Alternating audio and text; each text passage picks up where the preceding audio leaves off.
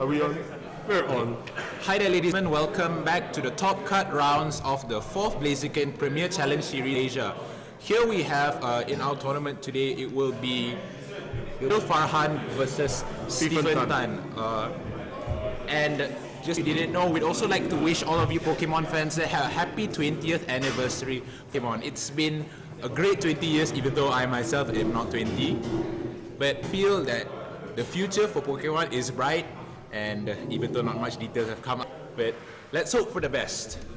Gen 7. Yes. So today, we have Stephen Tan, who is a consistent player who's been top cutting in many moments in both Malaysia and the CEA region itself, and we have Utropolis, Dialga, Rayquaza, Scrafty, and Gyarados. Now, what I see from this team is basically it's gonna be a trick room team, but who's sub-trick room? It could be Dialga, it could be Utropolis, but it's very obvious that he'll be carrying a trick room team itself. Now, how about Stephen's itself?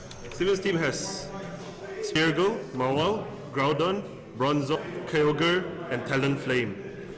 So it looks like, you know, two ends of the spectrum. One running a trick room team, the other one presumably going very fast. But Bronzong itself wouldn't also be meaning that it is a trick room team itself? That is entirely possible, of course, but you know, right. you have all these fast type attackers like. And if I am not mistaken, Stephen's team is somewhat of with dual primals instead of the normal what players like to call the big six with the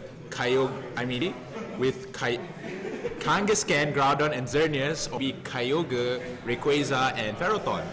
But in this team, it is very similar to Cybertron Zeng's Anaheim Regionals winning team, which also carried this position. Both Groudon, Kyogre, and Smeargle, along with the very unique choice of Bronzong itself. Now, I'd be interested to see what exactly is Bronzong niche to it, I would say, in this team. So I think we should move on to the team. And here it is, the team previews. As you can see, Mochi here would be Fadil. So looking from Stephen's point of view. Now, before they go on, what do you think Fadil will bring in this round? What Fadil will try to bring in this round? I think most likely an Intimidate lead. Yeah, but I think to counter that the Kyogre can also come out. See, it does well against most of Fadil's team. Mawile doesn't resist it, that to an extent does, but can't do much against it. Scrafty, Gyarados, they would be quite useless against Kyogre, so I think for Stephen, the Kyogre would be the best choice of leading Opti in general. But the Rayquaza might also cause problems with it. That's right, but you see, he might lose the weather advantage right here, but then, you know, being a Kyogre, it doesn't really matter. Exactly, I mean, Kyogre doesn't necessarily depend on its weather other than stopping Groudon. But then again, if you win the speed tie and it's at a low enough HP, Nice Beam will still kill. Yeah, but there's no Groudon. There's no Groudon. I mean, Groudon on Gyarados. Interesting choice in Gyarados because I'd say it has to lead with Gyarados Rayquaza in order for him to stop a Groudon lead. But I would say it doesn't look too good in Fadil's favor because Kyogre shuts down the team unless Fadil manages to KO it with either Rayquaza. But here we go, let's get into the battle itself.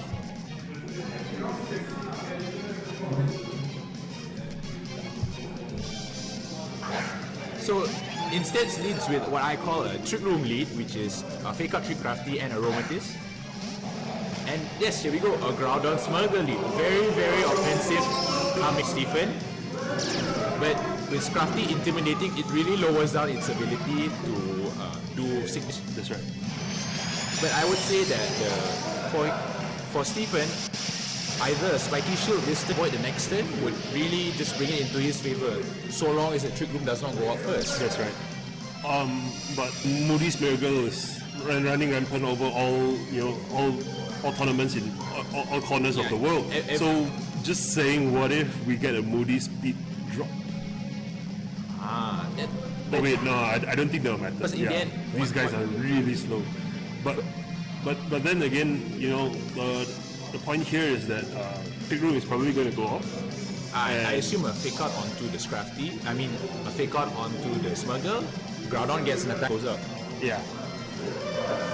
But from what I know, is that it's not a Moody Smuggle, if I'm mistaken, but no, he goes and Fake Out on Fake Out Groudon goes himself. off. So what could happen here is a Dark Void will go off, and depending on what the item the Aroma is, it might be a Lump Barrier and it might not. Yes, it is a Lump Barrier from the Aromatisse, and I assume here a Trick Room goes up. Yeah. But here the main problem is that Fadil can't abuse the Trick Room due to the fact that His Pokemon are sleeping. Pokemon are sleeping, and here you go. With those rules, this is the cancer, guys. This is where the skill comes in, ladies and gentlemen. Okay. And with the sleeping Scrafty, it won't be able to do Super Fang cutting damage, and the yeah. Aromatisse is basically useless here. Yeah. Not to mention, Smeargle still has his, Focus Sash. if I assume there's a Focus Sash, he's up. I would think it is a Focus Sash, and with the evasiveness boost, the Follow Me is just gonna cause so much shenanigans. Yep. The speed did drop like I predicted, but And here you go, Smurgle actually manages to go first in the Trick Room. Aromatisse goes for a Dazzling Gleam. I don't think damage, but I believe his whole objective is just to snap the sash off of the Smurgle. And here you go, an Overheat Strain to Scrafty. It does survives. not KO, so I think that it is an Assault Vest, Scrafty. So Smurgle is like, what? Stat went up? We didn't catch up on it, but I don't think it really matters here. But what is surprising though is that Smeargle with one tier of speed drop, he starts he moves underspeeds. before. He underspeeds both Aromatisse and Scrafty, which are very slow Pokemon. Here we go, another Dark Void off. So he goes for another Dark Void, stay safe. But And you yes, know, what if the Scrafty wakes up this turn? I think the only thing he can do is Super Fang, but yeah, he stays here. I think another Precipice Blades would just Scrafty actually wakes up and goes for a Drain Punch, and Smurgle avoids it thanks to the evasiveness boost. +2 skill. Skill to beat the Smurgle, that. +2 skill. So there we go, Precipice Blades definitely picking up the KO onto Smurgle. Moody is running rampant as per usual, nothing new. Oh, but yeah, but his accuracy goes down one stage. Yeah, so maybe no more, but does it really matter? Yeah, but now that he has that, that boosted special defense and the evasiveness, Yeah, but Smeargle can still really. I feel the main problem here is that definitely either Groudon would switch out, or since Groudon is slow, he can just go for a very powerful attack in this turn. And that Aromatisse, just basically a sitting duck, a white elephant, can't really do anything this turn, nor in the possible next turns. Yeah. Since it does not carry any offensive. We saw the Dazzling Gleam, but even against the Smurgle, how much It damage? didn't even do 50% before the special defense boost. So that's pretty little. He draws out. I think a Dialga might. And yes, so from here, as you can see, it's a Japanese Dialga, so it could be the Yvette Telepathy. Yes, that's right. So, can we expect a move from Rayquaza to Mega Evolve here? I think that will be a very big mistake.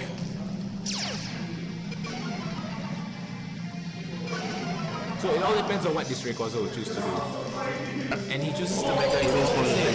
So the Weather War here could still be in Stephen's favor since he can switch it in. Or maybe Rayquaza will just go down in one. He can even just die this turn. A Dark Void, and the next turn a Play Rough will just kill him. Here you go, Dark Void. Goes for the Dark Void. I don't think he missed anything.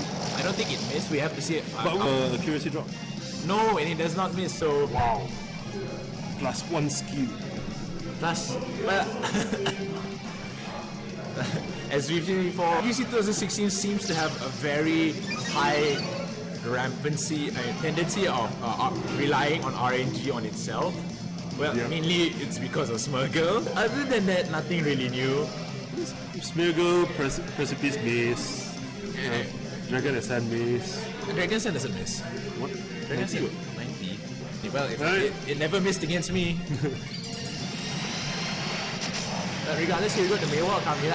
A Play Rough here is definite. It will just KO the Rayquaza for sure. And, yep, a very safe just follow me from Smurgle. taking advantage of his evasiveness.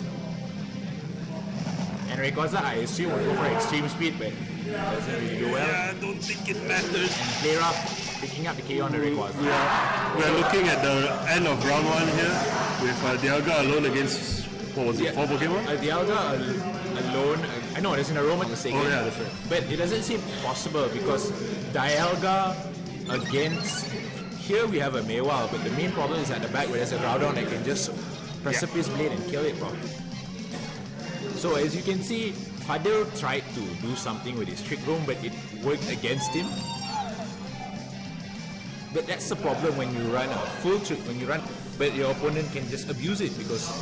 Yeah, he'll just stall out your turns with Dark Void. One, he can stall out your turns with Dark Void, and two, he has the higher offensive pressure with both Groudon. I think essentially he lost the Rock Paper Scissors at the first turn because having fake out pressure with his Trick Room, he would actually try to protect the Spear Girl on the first turn. And that's why he chose to fake out the Groudon instead. I think it would be the better choice because it was either a Dark Void went off or possibly even an Eruption would go. So it's a bit of a loss for... Yeah. But then again, since he had Overheat, it possibly might not even have Eruption. That's right. But now that we have this information, we might see a different play next round. I think for Fadil, because I would say his team is quite static. And he got a helping hand. I assume if the Dialga does wake up for a Flash Cannon, it should wake up now. But coming here, so it's not going to hit, I assume. Here you go. Flamethrower instead, and it does avoid it thanks to the evasion move.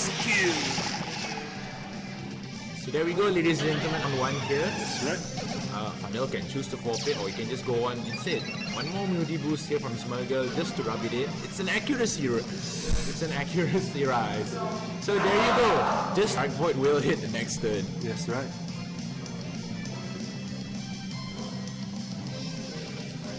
So it was quite pleasant to see an Aromatisse in the field. I mean, Aromatisse was Trick Room setters in VGC 14, wasn't it? Correct. Yeah, and then we saw its usage just disappear since Cresselia, since the appearance of the Queen of Trick Room, Cresselia itself. And I would say it's a very unique choice of Fadil to go for the Aromatisse itself, but unfortunately, even for him, it did not play out because Fadil didn't bring in his own Mewile for the Intimate. I don't think he even brought other than Scrafty. So, coming for Stephen itself, he had basically no problems dealing with Groudon. Even with Intimidate, he can just overheat, or he can just switch out to whatever Pokemon's at the back here. I think that he expected Stephen not to bring in the physical attackers. Yeah, I think he expected more of like a Kyogre turn. Yeah, so he could do more damage. That's right. But ultimately, I fed it into one. Yes, I think the moment Dark Void went on, it just kind of took it from there. So round 2 is going to start. Both our players are selecting their Pokemon. But here, from his team, it doesn't seem that he has a proper counter to a Smurgle on its own. Like he can fake out that turn and Trick Room, but the next turn, what can he do exactly? Yeah. So Stephen here catches up on, changes it up. So he got a very offensive lead in Dialga and Rayquaza. I would assume that he would be expecting a similar lead, but no, it's actually his other primer. Stephen also adapting to the changes very, very smartly. Yeah. Kyogre. But even in this matchup, Kyogre isn't the best Pokemon to go up against the Rayquaza itself. Since it's physically... most trainers, what they do is that they will invest enough HP to survive one Dragon Ascent from a Jolly 252 attack Mega Rayquaza with a Life Orb, if I'm not mistaken. It comes close. I think it will be a high roll if you do want to KO it. You definitely do about 90% plus, but it wouldn't be able to kill. But it shows how much damage that a Mega Rayquaza can do on its own. So here, I see the camera pan to Smeargle with his red tail painted with the blood of his fallen enemies. Yeah. I'm guessing we will see another Mega Rayquaza. And Smeargle here with another Dark Void for sure, or maybe if it feels a bit ballsy, you can just go for a Spiky Shield or a Fake Out this turn and you can just Fake Out the Rayquaza, Ice Beam, KO it, and Dialga will probably just do nothing. Once again, it's the turn 1 Rock Paper. I don't know, what do you think? But no, Rayquaza actually doesn't Mega Evolve, goes for it. And because it doesn't Mega Evolve, it will not get Delta Stream boost There you go, revealing Life Orb. Thunderbolt onto the interesting. Interesting. But definitely not enough to get a KO now. Like I said before, without the Mega Evolution, it does not get the Delta Machine. Therefore, this Ice Beam does get times 4 weaknesses against it. So Rayquaza goes down turn 1. From Smurgle appears. Once again, he paints the void with the blood of his enemies, as you has said before. So let's see the Moody boost now. Attack rose sharply, but any evasiveness falls. But does it really matter against a Dialga that's asleep? And so here we go. Gyarados comes out, but against a Kyogre, it's not going to do much, unfortunately. Yeah. Let's fire off against a special attacker that doesn't care about attack boost. Doesn't even care. So it would be understandable that Farhan might be over-prepared for Groudons, or it seems that his team, like I said before, it falls to a Primal Kyogre. So Dialga is asleep this turn, and interestingly, an Earthquake coming from the Gyarados here, so it might pick up the KO. Probably would. Yes, and it does, but it does very minimal damage to the Kyogre itself. Yeah, disappointingly, but Kyogre goes for the Water Spout, which does minimal damage. Not even effective. I'd say if he had a different move, he should have gone, knowing that his HP is already cut down less than half. Right. So Meiwa comes in here, intimidates both Pokemon. I'd assume here a play rough onto the Gyarados, but or his partner. Or even his partner, it doesn't really matter. We know already from previously that the Dialga can live one play rough, but does it really matter in this case? So expecting at the back there is another Meiwa, which a switch in is definitely not. So Kyogre here basically is free to run to Rain Terror on his opponents. Rain Terror, yeah. It looks pretty confident right here. You can see it looks like he's just waiting for his opponent to make a move. And I assume that Dialga will stay asleep. If it wakes up this turn, maybe an Earth Power might go into the Meiwa, and maybe possibly a Waterfall onto it, but like I said, the Kyogre would still be left alone, and that's a big problem. Yeah. Kyogre goes instead for a Protect. Now if a Waterfall and Earth Power combo goes into the Meiwa, it could still be, but no, the Dialga is still asleep. Still asleep. Plus 3 skill. So you got an Earthquake here coming at minus to spread Earthquake. On the Mega Meiwa, less than 50% I assume. Not 70. Not even 30%. Well, it's a respectable 29% maybe. Oh, he goes play off on the Gyarados. It picks up the KO. Of course, we can assume that it was a fuck. Yeah, sure. Possibly, but here you got Lucy. I think, yes, is the Meiwa, but... Oh, it's a shiny Meiwa, it's probably better. Probably better, but... Yeah, but so the Mawal on Steven's side now, but you know, knowing the sheer power of this Wrecking Ball, as they call it, you know, the minus one Mawal can still pick up a lot of kills. That's great. Even with that kill, it will do a lot of damage. But then again, Dialga has slept for 3 turns already, I think. So this turn, I think that he would go for a Sucker Punch onto the Kyogre, pick up the KO, and Earth Power into the Meiwa, hoping for the KO. Here we go, Sucker Punch, hopefully goes to the right one. But will he pick up the KO on the Kyogre? Because it is a Mega Meiwa. So now we all know that Twin Tails is the best choice for best girl. Remember that, ladies and gentlemen. Is that a male Meiwa? No, it switches. Well, it's better if it's a guy. Oh, it's still asleep. And it goes for a sneak with a critical hit. That was very, very unfortunate for Fadil, and that's plus 6.25% skill. So as you can hear that my co-commentator here, he believes in the skill levels of VGC.